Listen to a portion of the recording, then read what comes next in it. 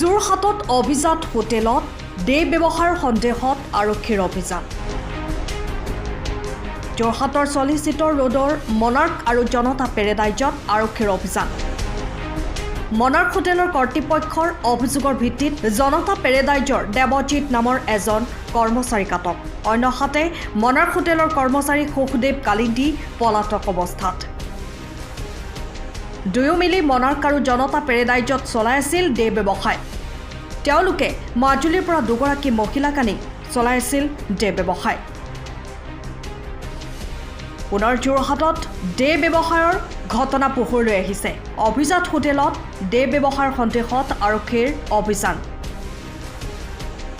Monarch হোটেলৰ কৰ্তৃপক্ষৰ অভিযোগৰ ভিত্তিত জনতা পেৰেডাইজৰ দেৱজিৎ নামৰ এজন কৰ্মচাৰীক আটক কৰিছে আৰক্ষীয়ে। আৰু মনাৰ্ক হোটেলৰ কৰ্মচাৰী সুখদেৱ কালিন্দী পলাতক অৱস্থাত আছে। আৰু দুয়ো মিলি মনাৰ্ক আৰু জনতা পেৰেডাইজত চলাই আহিছিল ডে ব্যৱসায়। আমাৰ 5 তাৰিখৰ দিনা 25 তাৰিখৰ দিনা আপোনাৰ 25 তাৰিখৰ দিনা ৰাতিপুৱা আমি সদায় কেমেৰা চাৰ্ভেইলেঞ্চটো চাওঁ। ৰাতিৰ কেমেৰাটো চাৰ্ভেইলেঞ্চটো স্পেচিফিকলি ভালকৈ চাওঁ। তাৰপিছত তাতে কি হ'ল, আমি আমাৰ এই অডিঅ' ভিডিঅ' ৰেকৰ্ড দুটাই হয়। এই চিকিউৰিটিয়ে ইয়াতে বহি পেলাই মানে এই কেমেৰাটোৰ তলতে বহি পেলাই ডিলিং কৰি আছিলে। ডিলিং কৰোঁতে প্ৰথমতে দেৱজিৎ বোলাটোক মাতিলে। তাৰপিছত দেৱজিৎ আৰু এনেকৈ কৰি পেলাই ডিলিং কৰি আছিলে। তো ডিলিং কৰোঁতে মই গোটেই কথাখিনি শুনা পালোঁ। তাৰপিছত গোটেই ভালকৈ এভিডেঞ্চখিনি ওলাবলৈ আমি ফুল ৰেকৰ্ডটো চালোঁ। ৰাতিপুৱা আপোনাৰ 11টালৈকে মই চালোঁ ক'ত কেতিয়া কোনটো টাইমত আহিছিলে।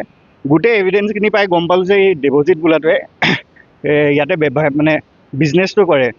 তাৰপিছত গৈ পেলাই আমি গোটেই FIR-খন সুখদেৱৰ ফোন চোন লৈ পেলাই আমি SP অফিচত দি দিলোঁ। SP অফিচত দিয়াৰ পিছত SP অফিচলৈ দুদিনমানতে একশ্যনটো ল'লে, একদম ফাষ্ট একশ্যন। ছেকেণ্ড ডে চব এৰেষ্টেড হৈ গ'ল দেই। তাৰপিছত এতিয়া আমাৰ সুখদেৱটো বাছ পলাই আছে। কাৰণ আমি যেতিয়া 25 তাৰিখে মৰ্ণিং তাক যেতিয়া কুৱেশ্যন কৰিছিলোঁ, সেইদিনাই সি ৰাতি পলাই দিলে। পলাই দিয়াৰ পিছত এতিয়া আমি তাক ধৰিবলৈ একো নাই অপশ্যন।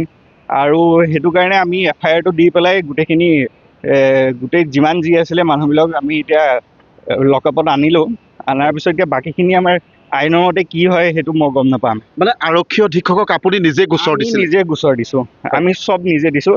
আৰু এভিডেঞ্চৰ পৰা আৰম্ভ কৰি ডিটেইলছ, কোন নাম, কোনটো ল'ৰা, কাক ধৰিব লাগে, কোন আপোনালোকৰ ইয়াতে কোন মানে ডিলিং বিজনেছটো কৰে, চব আমিয়ে দিছোঁ।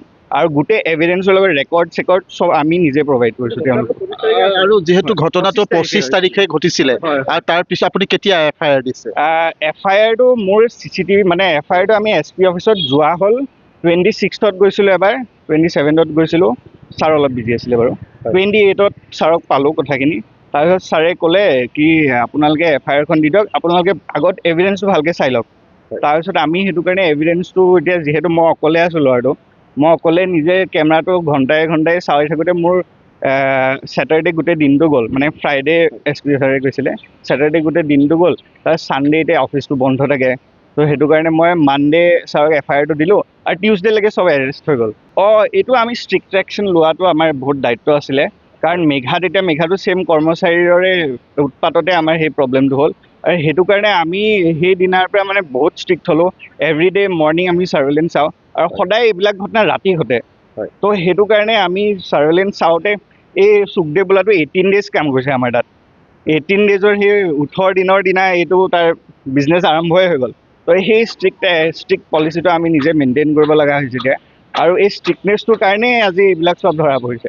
কৰ্মচাৰীৰ জৰিয়তে ঘটনাটো হৈছে। আৰু আমি যদি কৰ্মচাৰীৰ ওপৰত ষ্ট্ৰিক্ট একশ্যন নলওঁ আৰু আমি নিজে ছাৰ্ভেইলেঞ্চ নকৰোঁ, তেতিয়াহ'লে এইটো একচুৱেলি চব হোটেলতে হৈ থাকিব পাৰে। মালিকহঁতে নিজে চাব লাগে কথাটো। কিন্তু এতিয়া আমি চাইছোঁ, আমি ধৰা পৰিছোঁ। বেলেগ হোটেলতো যদি চাই, তাতে সঁচা কথা ক'বলৈ ধৰা পৰাবই। কাৰণ আপুনি চাওক, হোটেল কমি নাই যোৰহাটত। হোটেল আছে। আৰু হোটেলত এখন হোটেলত মিনিমাম 30টাকৈ ষ্টাফ থাকে। তো 30টাৰ পৰা এটা চিকিউৰিটিয়ে হওক বা কোনোবা এটা ষ্টাফ সি উল্টা পুল্টা কাম কৰাটো একো ডাঙৰ কথা নহয়। আৰু ইয়াতে যিহেতু এই জনতা পেৰেডাইজৰ ল'ৰাটো, সি এটা ৰিক্ৰুটাৰ হয়। সি আমাৰ এই নতুন চিকিউৰিটিটো আহিছে, তাক সি এট দি এণ্ড ৰিক্ৰুটেই কৰিছে। পইচা 500 টকা এটা দিম, তই এইটো মোক বিজনেছটোৰ মানুহ মোক কাষ্টমাৰ আনি দে। সি এট দি এণ্ড সেইটোৱেই কৰিছে। তো সেই অলপমান পইচা দি মানে কৰ্মচাৰীবিলাকে সেই অলপমান পইচাৰ কাৰণে তাহাঁতি বেয়া কাম কৰিব পাৰে। সেইটো কথা ষ্ট্ৰিক্টলি একশ্যন লোৱাটো বহুত ভাল।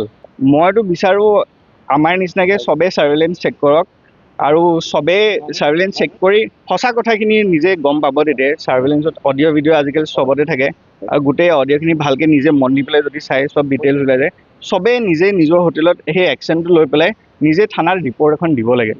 আপোনাৰ নামটো জনাব নেকি? ইমন শৰ্মা।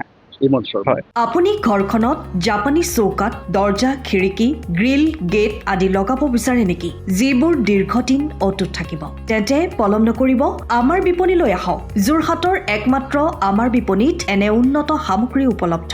এই মেচিনটোৱে বেণ্ড কৰা হয়, দৰ্জা চৌকাত আৰু উইণ্ডো বনোৱা হয়। বাকী আমাৰ গেনব্লাইজত হয় এইবিলাক। আমাৰ ঠিকনা শ্ৰীৰাম এলুমিনিয়াম চেণ্টাৰ, DCB তিনিআলি, তৰাজান, যোৰহাট 785006। যোগাযোগৰ নম্বৰ 8638967754 অথবা 9401552548। পাল্লা বনোৱা আছে, এইটো গেলমেনাইজৰ হয়। এইটো প্ৰেছ ষ্টীল বুলি কয়। গেলমেনাইজৰ উইণ্ডো হয়। ইয়াত ষ্টীলৰ এইবিলাক গ্ৰিল দিয়া আছে, এক্সট্ৰাকে গ্ৰিল প্ৰয়োজন নাই। গ্ৰিল চব লাগি গৈছে আৰু এইফালে মস্কিটো নেটো দিব পাৰে। এইটো মস্কিটো নেট, এইফালে বেক চাইডে মস্কিটো নেটৰ পাল্লা আছে। পকাত নি পিনে ঘৰটো আৰম্ভ কৰোঁতে লৈ যাবলগীয়া হয়। তেতিয়া পকাত দি দিলে মানে ইয়াত ঢেলাই সোমাই যাব, মছলা সোমাই যাব। বালি মছলাটো ভৰাই দিলে মানে মজবুত হৈ যাব ইয়াৰ। সময়ৰ খবৰ সময়ত পাবলৈ ফ'ল' কৰক টাইম অফ আছাম।